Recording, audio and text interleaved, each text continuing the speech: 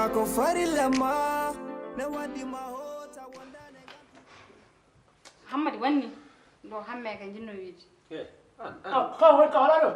ka wala wo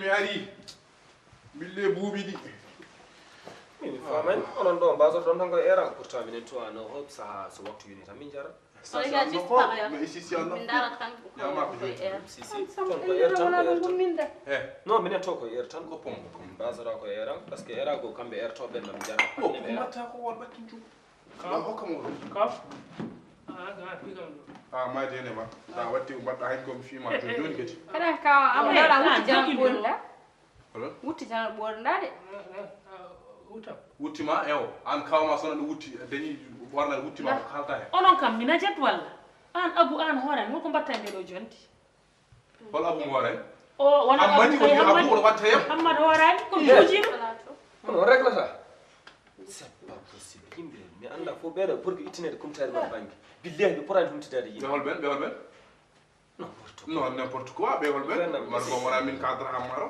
et pena dum parce que ero heddi 3 minutes presque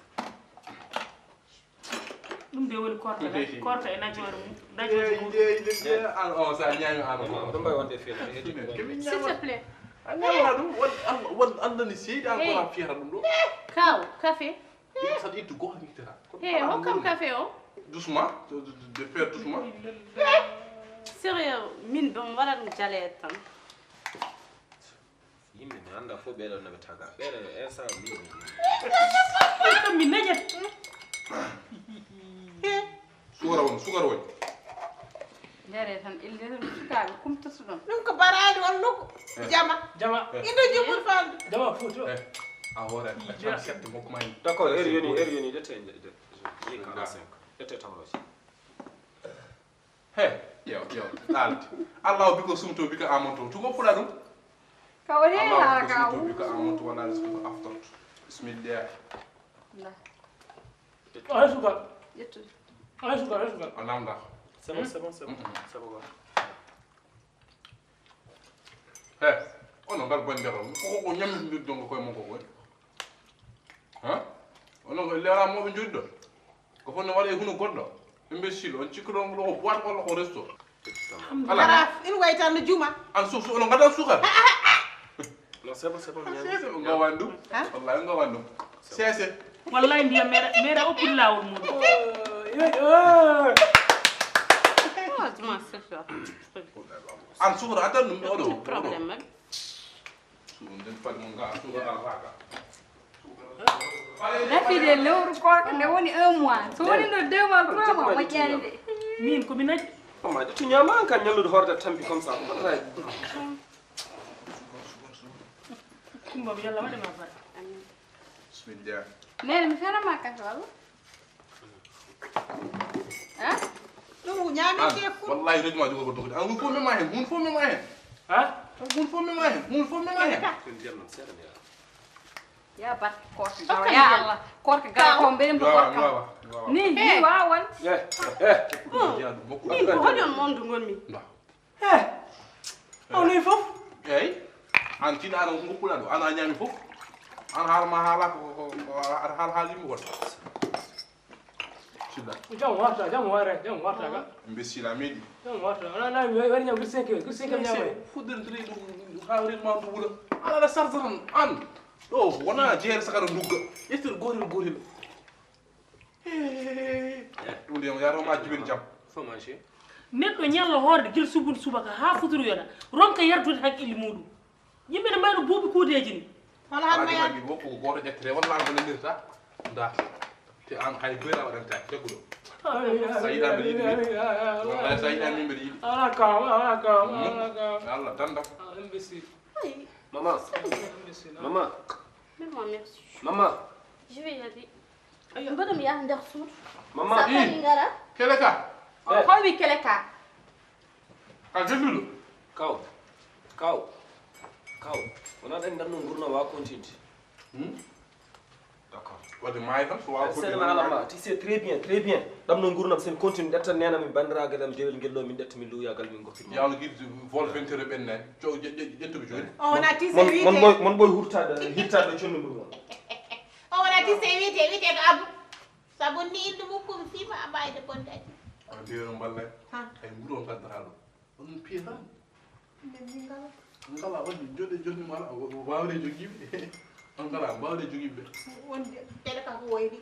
Joni ko gontu ne. Ka way. Oh, rujo. Do hay personne mara an bisio.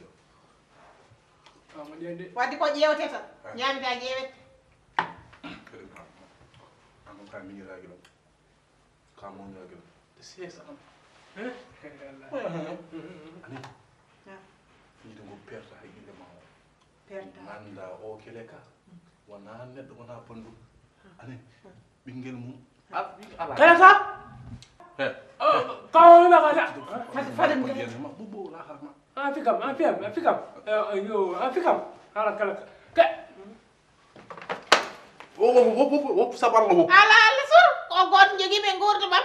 Sigo bayi tan mi baya. Ani ñaan mi halam ma. Mi en baden jungo wa.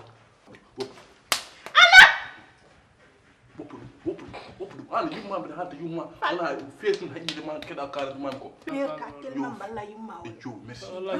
wallahi ma To mi jata yumu. Ani ni te no pour ma rokuma. Kede hadin ga ina fama der fat interview. Ok, on konti. Kaw do wona neddo wona bandum ko jaas do jelido. Watte no wara man der godda. Mi explication patata wadde men. Min gil ngarim do ha jodi. Hande ngona rouge, kanko on vert et le faux rouge. Taf tan. Mi se woni dum non du fo ha hala juuto ke. Ok, bonne continuation. Bonne continuation. Yo, mamusi ko do ko class wala. A hanga biddi mi wala check nomade. wajo mon Wor wajo amin mu bula harma. Adina joni mbaden habbe gotel ay ni joni c'est très bien. Jango tan batten hono ni ko kumta e fa ha. Yimbe kadi mbade désordre tan hambe gummo. Kedi tan. Dim ñame. Yo, kono sa ñama accar ka ñami ñam. Ñame kon ñamdira ha gid joni ko heddi ko fof. Ene wona fayta tan. Kambe woni geddu tan. Dum relation wala. ana kana fikle kana fika kana fika imbécile ana fika wala Argay Abou. Bi malam.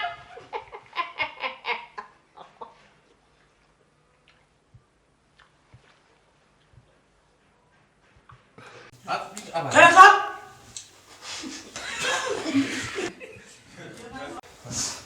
Ni en badan jungo wa. Afani. Wala jungo. Pourtant wallahi Feesun hajide man keda kala man ko. Fekkal hakkil ma kala.